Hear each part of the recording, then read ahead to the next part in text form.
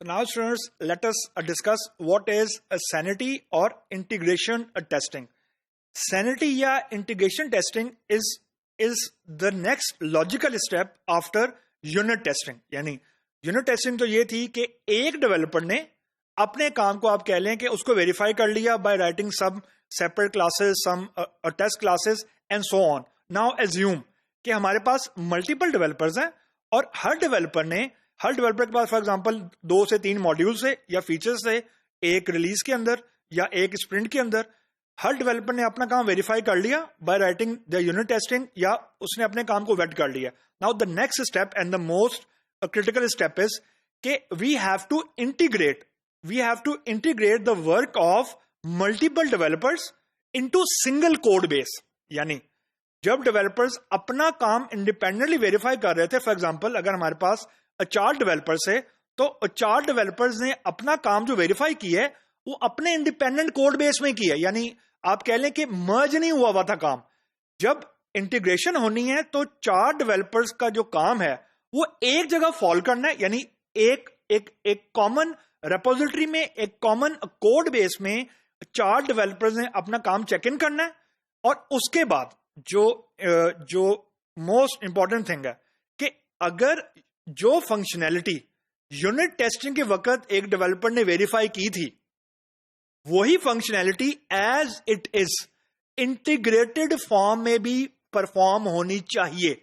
What does it mean? It mean कि जो results एक डेवलपर इंडिपेंडेंट यानी यूनिट टेस्टिंग करते वक्त उसको आ रहे थे, जो रिजल्ट्स आ रहे थे वही results as it is integrated form में इंटीग्रेटेड कोड बेस में भी आने चाहिए. यानी ऐसा नहीं हो सकता कि एक डेवलपर के पास जो फंक्शनैलिटी उसके पास इंडिपेंडेंटली आ रही है वो डिफरेंट है और जो इंटीग्रेटेड वे में फंक्शनैलिटी आनी चाहिए यानी 4 डेवलपर्स के कोड बेस को मर्ज करने के बाद जो फंक्शनैलिटी आनी चाहिए वो डिफरेंट है.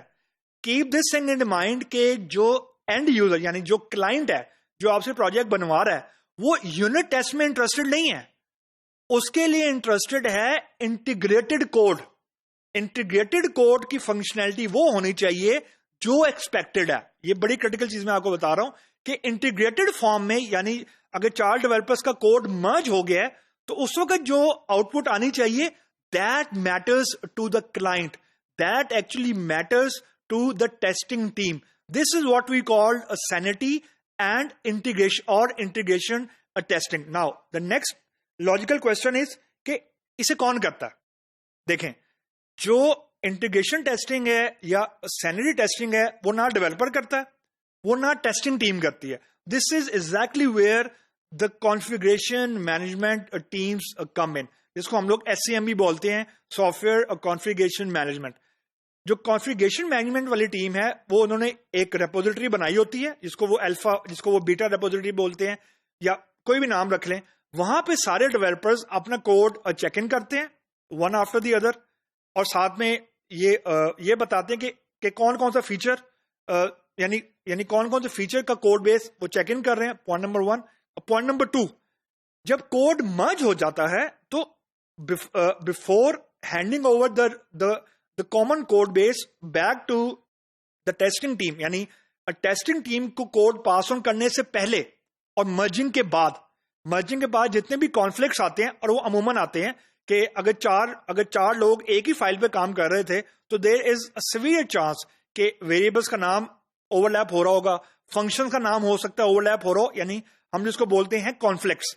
तो कॉन्फ्लिक्ट्स को रिजॉल्व करना ये SCM की टीम का काम होता है. Once the conflicts are resolve in single code base, again SCM का काम मल्टीपल कोड बेस नहीं है, SCM का काम है सिंगल कोड बेस में. यानी फॉर एग्जांपल 4 डेवलपर्स ने अपना काम चेक इन कर दिया SCM की जो रेपोजिटरी थी, SCM ने चारों का काम इंटीग्रेट किया and they run the code. उन्होंने 4 लोगों का कोड सिंगल फाइल की बेसिस के ऊपर यानी एक फाइल बना के उसको रन किया. उस फाइल में एरर आए यानी कंपाइलेशन एरर आए, SCM की टीम ने डेवलपर्स को बुलाया and they start fixing it. Once they have 0 error they release the same code in one file back to developers. Keep this in mind.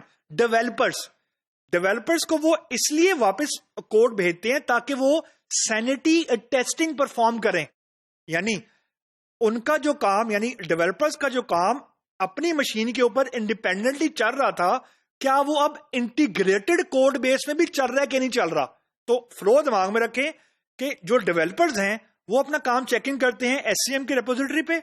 SCM की repository जितने भी conflict आते हैं मल्टीपल डेवलपर्स के code base से, उन conflicts को वो रिमूव करता है, और कॉन्फ्लिक्ट्स को रिमूव करने के बाद एक बिल्ड बना के डेवलपर्स को री इशू करता है, ताकि डेवलपर्स अपने जो किया हुआ काम है उसको एक कॉमन कोड बेस के ऊपर भी दोबारा वेरीफाई करें। अगर फंक्शनैलिटी वो नहीं आती, यानी इंटीग्रेटेड टेस्टिंग के अंदर वो फंक्शनैलिटी नहीं आती जो यूनिट टेस्टिंग में आ रही थी, then you have a very big problem at your end, and then developer need to fix a lot of things। तो उसके बाद ये प्रोसेस रिपीट होता है, यानी डेवलपर अपना काम फिक्स करेगा, वो चेक इन करेगा, और चेक इन करने के बाद जो एससीएम की टीम है वो दोबारा से उसको बिल्ड बना के देगी, और ये प्रोसेस उस वक्त तक चलता रहेगा जब तक मल्टीपल डेवलपर्स की जो फंक्शनैलिटी है, यानी उनके किए हुए काम की जो फंक्शनैलिटी है वो एग्जैक्टली वो नहीं हो जाती जो यूनिट टेस्टिंग के वक्त थी या जो एक्सपेक्टेड थी। तो जो इंटीग्रेटेड टेस्टिंग है, this comes right after unit testing and before formal testing. Formal testing में किसको बोल रहा हूं?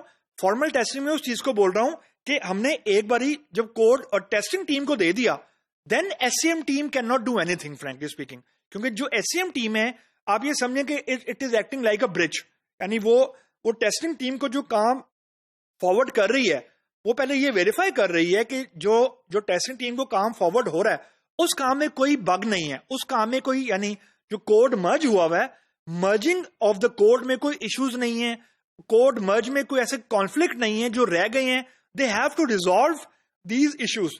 और ये इश्यू अमूमन जो प्रोडक्ट बेस्ड कंपनीज होती है या जो सॉफ्टवेयर प्रोडक्ट्स होते हैं ना, उनमें बड़ा कॉमन होता है, क्योंकि आपके जो प्रोडक्ट का कोड बेस होता है ना वो अमूमन एग्जिस्टिंग कोड बेस के ऊपर ही नया कोड लिखा जा रहा होता है। तो नाउ यू कैन इमेजिन कि जो एग्जिस्टिंग कोड बेस के ऊपर जब नया कोड बेस आएगा, देयर इज अ चांस कि आपकी एग्जिस्टिंग फंक्शनैलिटी भी ब्रेक होना शुरू हो जाएगी। अगर आपने कोई एग्जिस्टिंग फंक्शनैलिटी को एक्सटेंड किया है या एग्जिस्टिंग फंक्शनैलिटी को आपने रिड्यूस किया है, तो you have to verify it.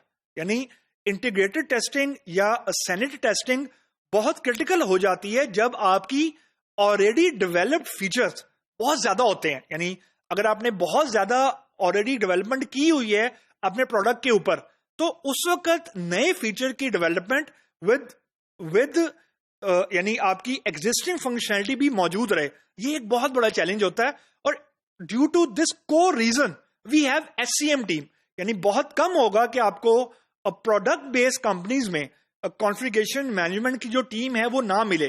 Project based companies में you will see a lot कि आपकी कॉन्फ़िगरेशन मैनेजमेंट की जो टीम है वो अमूमन नहीं है, या कोई सीनियर टेक्निकल बंदा है वो ये चीज ये खुद से परफॉर्म कर लेता है, क्योंकि उसके अंदर मल्टीपल फीचर्स नहीं होते, या आप यूं कह लें कि एग्जिस्टिंग कोड बेस बहुत कम होता है, क्योंकि जो प्रोजेक्ट है it is a sort of one go thing.